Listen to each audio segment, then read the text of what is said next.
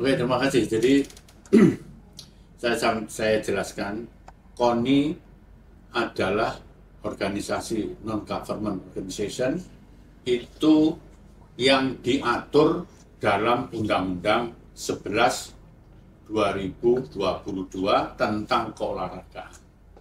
Tugas utama KONI, Komite Olahraga Nasional Indonesia, itu diatur dalam pasal 37 sampai 42 Undang-Undang Nomor 11 2022.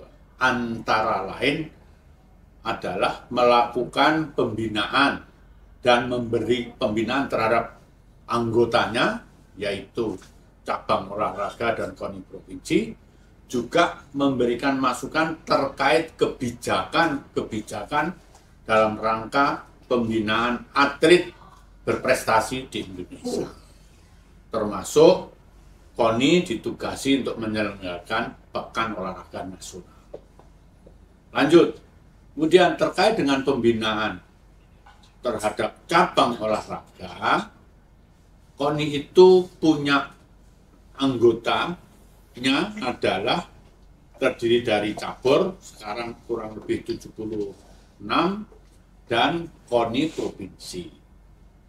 Cabur dan KONI provinsi itu karena anggota KONI, maka keberadaannya atau hidupnya itu berdasarkan SK pengangkatan dan pengukuhan terhadap cabur tersebut.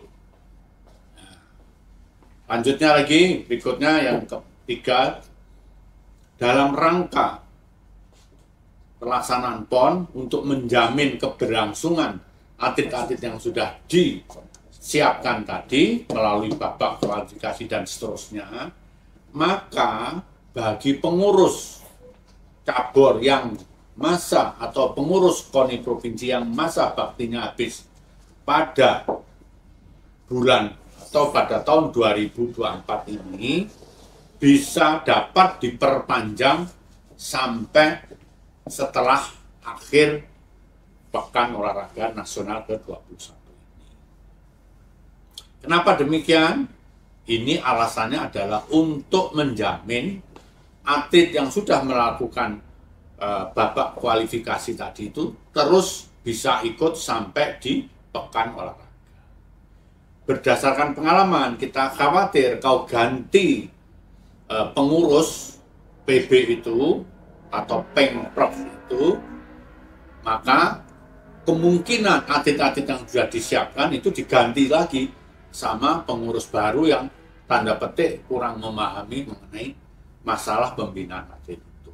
Makanya KONI membuat kebijakan dan itu sudah diatur dalam ADART. Sekali lagi, itu diatur di dalam ADART KONI bahwa kita boleh untuk memperpanjang masa kepengurusan anggotanya, baik itu KONI provinsi maupun cabur.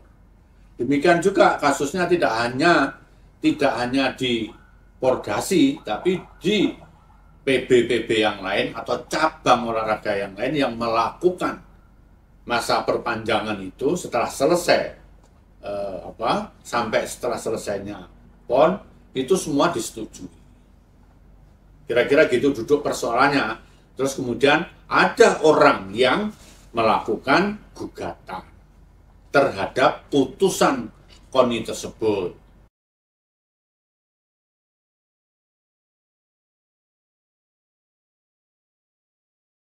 Ya, memang betul. Bukan kali ini saja. PON yang dulu itu juga ada dilakukan perpanjangan. Dan perpanjangan itu tidak melanggar ADART karena di dalam ADART-nya diatur soal perpanjangan ini, gitu loh. Jadi semata-mata bukan karena jurisprudensi yang lama, tapi memang ini perintah ADART-nya demikian, dibolehkan.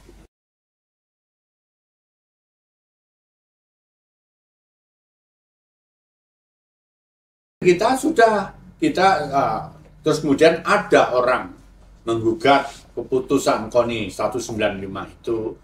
Di keputusan itu kemudian digugat, setelah digugat ternyata pengadilan menolak dengan pertimbangan bahwa penggugat tidak memiliki legal standing di dalam Rakernas itu, tidak memiliki legal standing yang gugat itu tadi, Pak Joko CS itu tadi.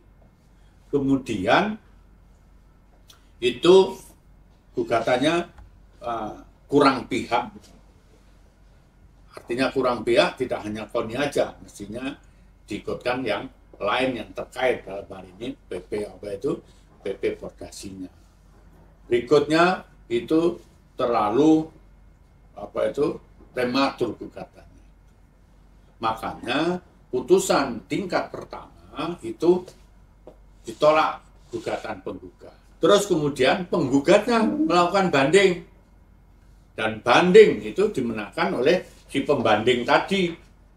Kira-kira gitu, dengan putusan pengadilan tinggi yang nomor 383. Yang jadi permasalahan dari KONI akan melakukan kasasi ini. Pertama, dalam putusan tersebut, hakim atau majelis hakim pengadilan tinggi TUN itu sama sekali tidak mempertimbangkan alasan-alasan pertimbangan hukum yang dibuat oleh pengadilan tata usaha negara di tingkat pertama, yaitu soal legal standing, ya kan? Itu kemudian soal tidak kurang pihak, kemudian ini terlalu prematur, itu sama sekali tidak menjadi pertimbangan hukum oleh majelis di tingkat banding. Kemudian KONI dikalahkan. Dalam rangka menghadapi kekalahan ini, di tingkat banding ini, KONI akan melakukan kasasi. Meskipun, sekali lagi, meskipun karena ini masih kita melakukan kasasi, maka kedudukan Ketua Umum PP Pordasi tetap dipegang oleh Bu Wati Marsam. Sampai selesainya, selesainya nanti Rakernas atau Munasnya.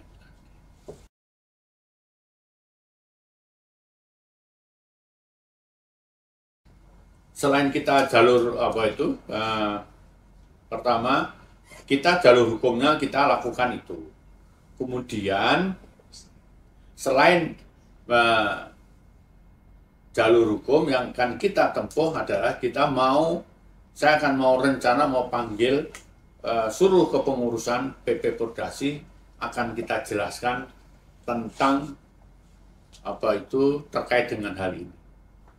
Tata cara berorganisasi, siapa yang berhak, siapa yang nggak berhak, apa itu hak dan kewajiban para anggota. Kemudian kalau di dalam Rakernas siapa yang memiliki suara, siapa yang boleh menyampaikan suara atau menolak, dan seterusnya, itu akan kita jelaskan supaya ke depan pengurus Pordasi ke depan itu lebih arif, lebih lebih cerdas dalam menyikapi suasana sekarang.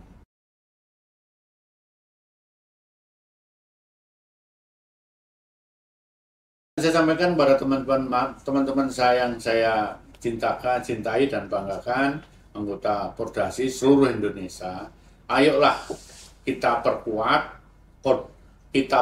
Pordasi ini menjadi cabur yang bisa bergengsi dan bisa menunjukkan tajinya, nyalinya di tingkat internasional. Oleh karena itu, salah satu caranya, selain kita membina atlet, pengurus ini harus bisa komunikasi dengan efektif dan efisien. Anda tidak hanya komunikasi sesama, tapi juga ke atas dan ke bawah.